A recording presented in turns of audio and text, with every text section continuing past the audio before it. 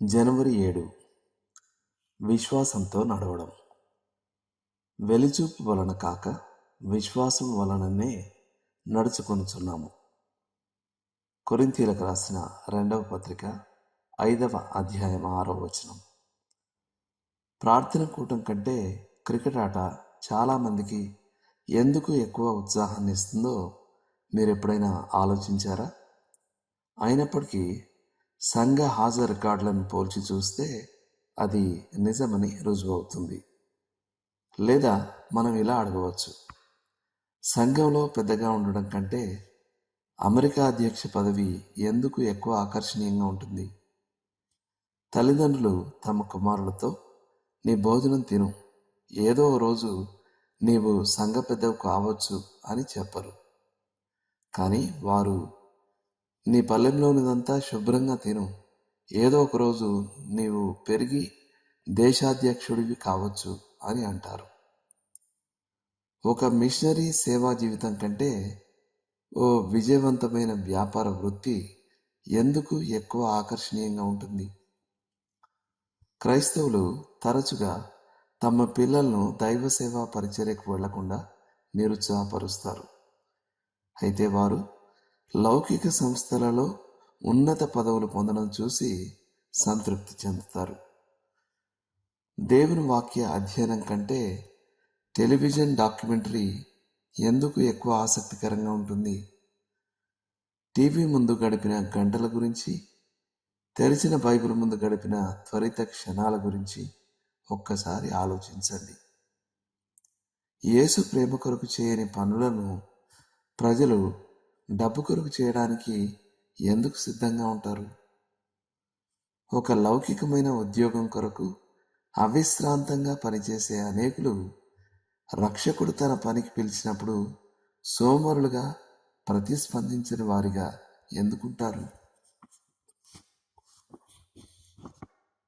చివరగా, దేవుని సంఘం కంటే మన దేశం ఎందుకు పెద్దదిగా ప్రాముఖ్యమైనదిగా కనిపిస్తుంది? జాతీయ రాజకీయాలు ఆకర్షణీయంగా ఆసక్తికరంగా ఉంటాయి, కానీ దేవుని సంఘం తరచుగా ఎటువంటి చైతన్యం లేకుండా నెమ్మదిగా సాగుతున్నట్టు అనిపిస్తూ ఉంటుంది. ఈ విషయాలన్నిటికీ కారణం ఏమిటంటే, మనం విశ్వాసంతో కాక వెలిచూపుతో నడుచుకుంటున్నాం. మన దృష్టి వక్రీకరించబడింది. విషయాలను అవి వాస్తవంగా ఉన్న రీతిగా మనం చూడం. నిత్యమైన వాటికంటే తాత్కాలికమైన వాటికి మనం ఎక్కువ విలువ ఇస్తాం. ఆత్మ సంబంధమైన వాటికంటే శరీర సంబంధమైన వాటికి మనం ఎక్కువ విలువ ఇస్తాం. దేవుని తీర్పు కంటే మనిషి తీర్పుకు మనం ఎక్కువ విలువ ఇస్తాం.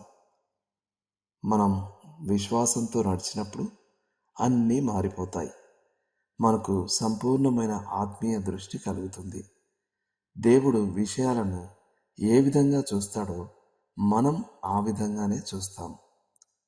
విశ్వ సర్వాధిపతితో నేరుగా మాట్లాడే చెప్పనలవి కాని ఆధిక్యతగా మనం ప్రార్థనకు విలువ ఇస్తాం. ఒక దేశ పాలకుని కంటే దేవుని సంఘంలోని ఒక సంఘ పెద్దయే దేవునికి ఎక్కువ ప్రాముఖ్యమైన వాడని మనం చూస్తాం.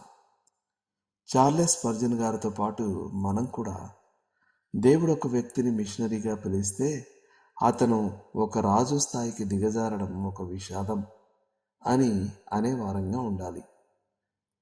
టెలివిజన్ను మనం అవాస్తవాలతో నిండిన ఒక ఊహాలోకంగా చూస్తాం, కానీ బైబిల్ పరిపూర్ణమైన జీవితానికి తాళపు చెవి అని గ్రహిస్తాం.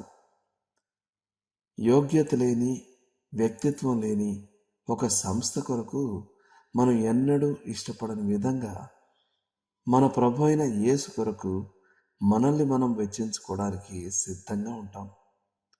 మరియు ప్రపంచంలోని గొప్ప సామ్రాజ్యం కంటే మన స్థానిక సంఘమే దేవునికి మరియు ఆయన ప్రజలకు ఎక్కువ ప్రాముఖ్యమైనదని మనం ఎంచుతాం. విశ్వాసంతో నడవడం అన్ని విషయాలలో గొప్ప వ్యత్యాసాన్ని తెస్తుంది. దేవుడు మిమ్మల్ని దీవించునుగాక. ఆమేన్.